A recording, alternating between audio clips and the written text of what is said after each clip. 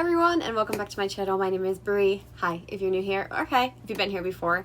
So I am doing my February 2020 wrap-up today, and we're just going to keep it real chill and simple because I didn't read as many books, but I did read some I read one pretty long book, but I also tackled some of my overall 2020 goals.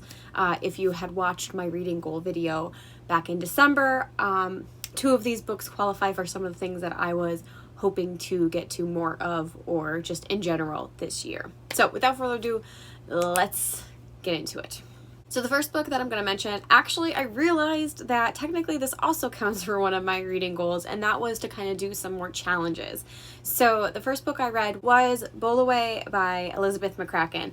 So Bowl Away fits the category of me wanting to try more challenges. Specifically, I really wasn't going for anything in particular, but this challenge was I let my horoscope pick my next read. I will link that video down below. And essentially what I did was I kind of went through a bunch of different websites and tried to pick a few books from each website that I should like based on my horoscope, which is Sagittarius, and then I put them into a cup and picked one, and Bowl Away was the winner. So I listened to this book on audiobook, and I have an entire vlog dedicated to reading this, so I will leave that linked as well down below, and I won't talk too much about it here because I did have a pretty thorough assessment throughout my reading experience, as well as a wrap-up in that video. So this book is essentially a literary fiction novel that follows a woman who randomly shows up in the middle of a cemetery one morning with a shoe and a bowling pin, and there's nothing else kind of explained. But the woman itself, herself, her name's Bertha, she doesn't really, it's not just her story essentially. So like I said, it's kind of a literary fiction, and it's one of those stories that it's just telling you how everyone's lives are being, and there's not really a point to it. It's not like a fantasy, it's not a time travel novel, it's not anything like this. But basically Bertha seems to be coming from a different era, the 1800s versus the 1910s when she arrives in this small town in New England. But she kind of pioneers this bowling alley to kind of really take off with candlepin bowling, and it's kind of what she has done to kind of inspire or upset all the people in the village, and how even as she left, or as her death, it still has trickle down effects for generations to come. And that's pretty much all the novel is.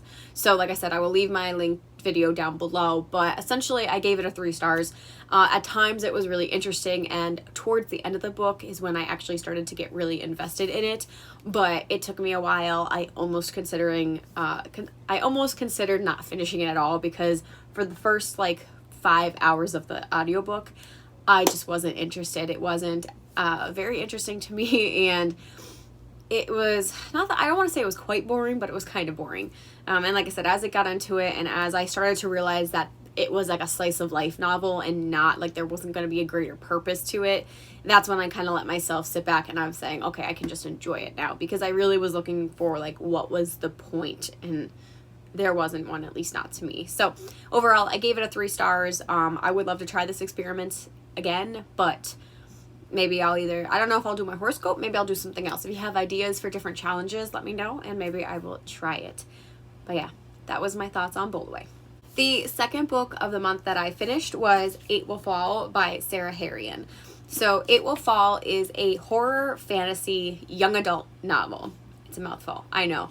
But essentially it is set in a fantasy world where the magic system is empaths, and so the magic users are called empaths, and they kind of siphon emotions in order to destroy or create. You follow this group of empaths who, the queen of the Isle essentially is a non-magic user, and she sends all of these children, magic users, peoples between, I want to say probably between the ages of 12, 14 up until maybe early 20s. At least that's the feel I got for them. Our main character is 16 or 17. And you follow this group as they get sent down into these caverns called the Reach, because the queen believes that this, millennia old magic user, one of the most powerful magic users in the world, is still alive in the trenches of this cave. So it is you know, warning, it is a horror novel as well as a fantasy. So I really, really loved this combination. I never knew that, like, I wanted this kind of book in my life. And I just really enjoyed it. It was really fun. I really liked the horror aspects, but to the point where, like, sometimes it actually did give me a bit of anxiety because I was imagining, like, the author does a really good job describing how the characters are going through this. So, like, when they're, like, forced to go into, like, this, like, really tiny hole and they're not sure they're gonna fit, my heart was pounding. And I'm not claustrophobic, but, like, the way that, like, the characters were, like, their panic was described, I was like, whew, my anxiety is flaring, which is good. I mean, that's what you want from a type of book like this.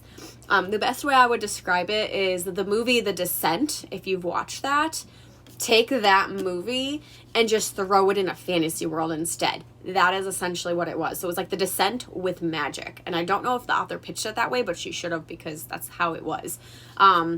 It was very reminiscent of that movie. And that's also one of my favorite horror movies. Just tidbit there. So I think that's why I liked it even more.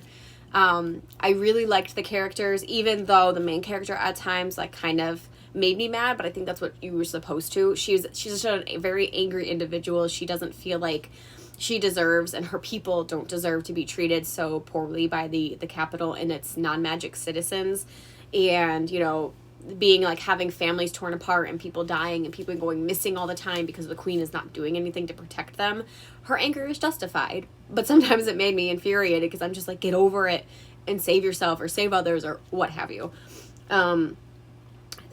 Basically the biggest disappointment, I guess, in this book is that the magic system, I felt like, could have been just a few lines more of description.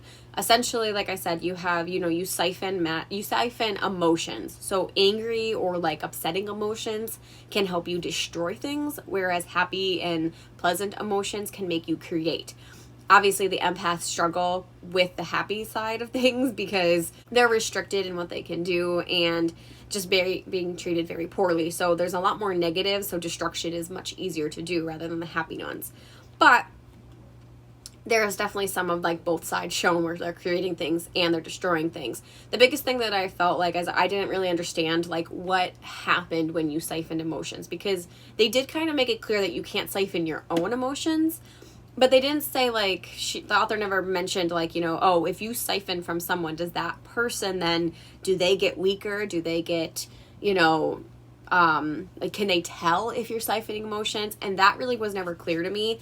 And to me, like, I would assume that, if you're taking someone's emotions, it would almost drain them a little bit, as if, like, you're draining a life source, but it's more of, like, feelings. And that, to me, it wasn't not described, but it also didn't seem like that. So it just didn't look it just seemed like you have this endless amount of power, essentially. And I thought that was a little unrealistic, given that it's a magic system, let's be real. So that was the only thing. I wish there was a little bit more depth to the magic system, but otherwise I really liked it. I thought it was really fitting for this type of world, because I feel like it also kind of is like a dystopian fantasy world as well, because, you've been having, like, 1,000 years of, like, oppression, for the empath. So, like I said, otherwise, I mean, other than that small thing and sometimes being annoyed with the main character, I really did like it. I thought the characters were well fleshed out, and I liked that the author, to be honest, I really connected to almost all of the characters. So obviously 8 will fall. There's 8 kids going down into the Reach, and almost every single one of them, I was so nervous that they were going to die. And I don't get that very often from a standalone fantasy book that's under 400 pages.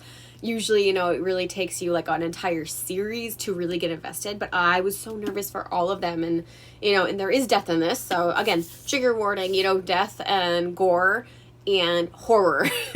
Obviously, if you're squeamish or you get easily afraid, this might not be the book for you. But I really, really connected to all of the characters, and I was really hurt when, like, things happened to some of them, and I wanted them to come back.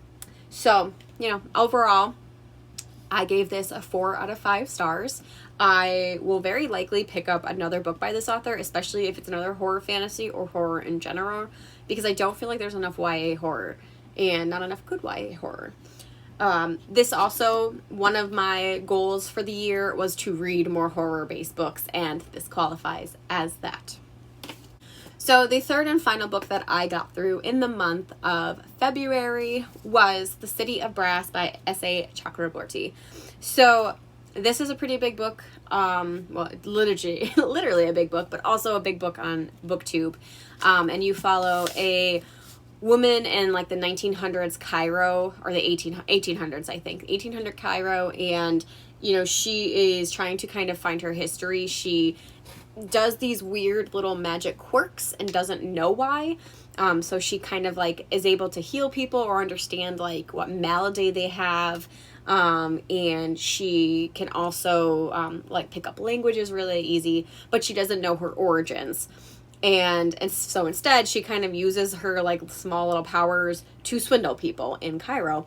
So she's a con artist, and I love that. And I love her because she's super, super gray. And it's not the kind of like, oh, I'm going to be gray until like, you know, I like get to my journey and then I'm like good. Nope, she's gray throughout the entire book, and I love that so much. So basically the main character Nari ends up kind of, you know, as she's trying to swindle someone for money, accidentally summons a djinn, and his name is Dara, and she kind of ends up just going on to this journey of like her and Dara going into the city of Brass, and kind of understanding her origins, as well as kind of causing like a shitstorm essentially to happen when she's there, because her like all of her history and like her heritage means a lot to this city and who's currently controlling it.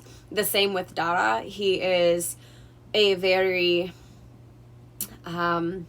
frightening figure in the city's history. Let's just say that, so no spoilers.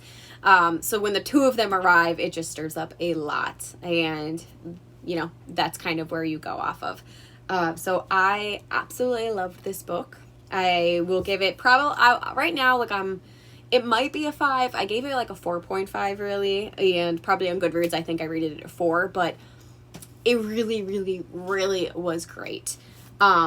I love like the atmosphere. I thought the author's writing was so like graceful and poetic, but like poignant at the same time, if that makes sense. I really just liked how she weaved the world, how she described the characters, and I just felt like I was in this city, this lush city with all these magical like beings in like Egypt / the city of Brass, which is Daevabad, because I didn't say the city's name, but Daevabad, as they're there and kind of exploring and understanding, like Nari's kind of getting her sense of her background. It's just very compelling, and I literally didn't want to put this down. Unfortunately, like I tried to go for, I went for a few walks, because the past weekend when I was reading this for the majority of my time, it was extremely nice outside, so I took my dog for a walk. But the Sunday that I went, it was too nice because everyone was out for walks, and it was really hard to listen, because essentially like I had to like watch that like other dogs weren't going to come too near my dogs, because unfortunately she gets I think she tries to protect me and I get scared, so she sensed that I'm scared that she's gonna go like after a dog, even though she might not. It's the whole thing. But I was afraid that someone was gonna approach us, and then there was like people screaming and children yelling, and then this one dog who was like literally screaming like he was like a human getting murdered when I passed them.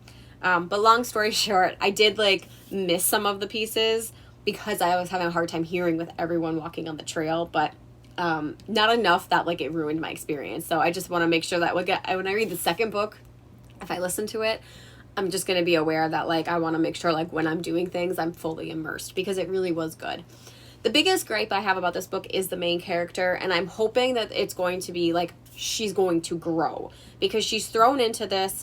She's relatively young and naive, and I said she's gray, so she like makes choices that are going to be in her best interest sometimes, and then other times tries to like work for other people and like hurts people and does all this stuff. But because of all of these like new and raw emotions that she's experiencing, she's almost sometimes too naive, and she's learning powers, but she doesn't have enough. So like when things were happening, I was just like, step in and do something, as in like most young adult novels would. Like you have all these badass women and they're like just charging forth, but in the adult novel that this is, she's just very green and she can't do anything to stop what's happening, and she doesn't understand her magic. So on the one hand, I loved that because it was actually more realistic, which worked well in the story.